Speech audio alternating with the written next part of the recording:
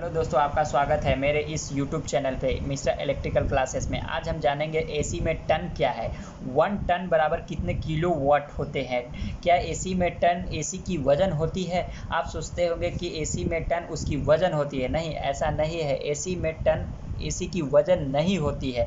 AC में ton उसके मापने की क्षमता होती है। जैसे हम जानते हैं कि एक कमरे में अगर हम 1 टन बर्फ़ को रख देते हैं, वो 1 टन बर्फ़ जितने गर्मी को अवशोषित करके घर कमरे को जितना ठंडा करेगी, उतना ही 1 टन हमारी एसी भी कमरे को ठंडा करेगी। यानी कि टन जो है वो हमारे कमरे को ठंडा करने की मापक है, ना कि टन एसी की वजन होती है।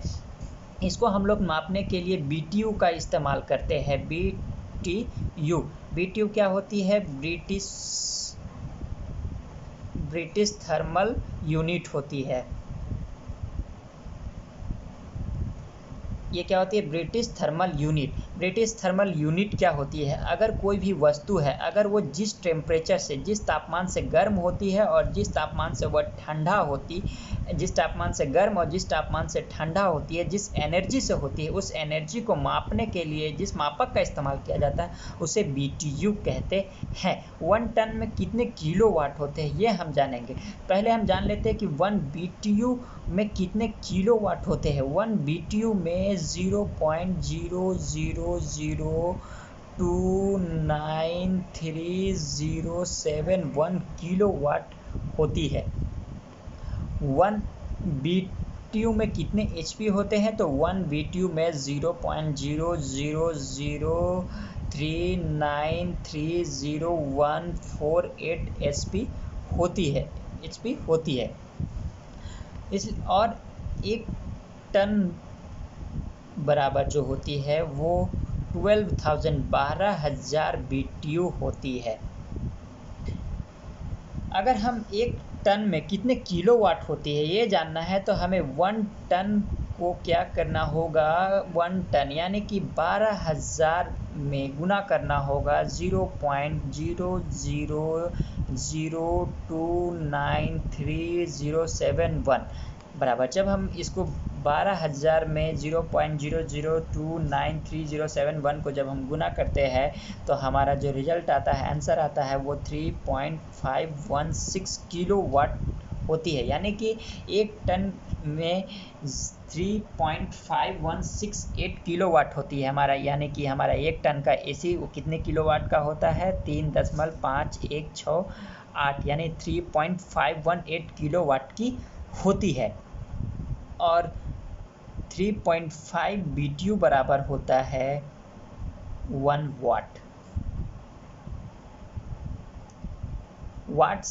किलोवाट से हम HP में आसानी से बदल सकते हैं कि 1 टन में कितने HP होती है। और हम जान लेते हैं कि 1 स्क्वायर फुट को ठंडा करने में 20 BTU पर आवर की आवश्यकता होती है।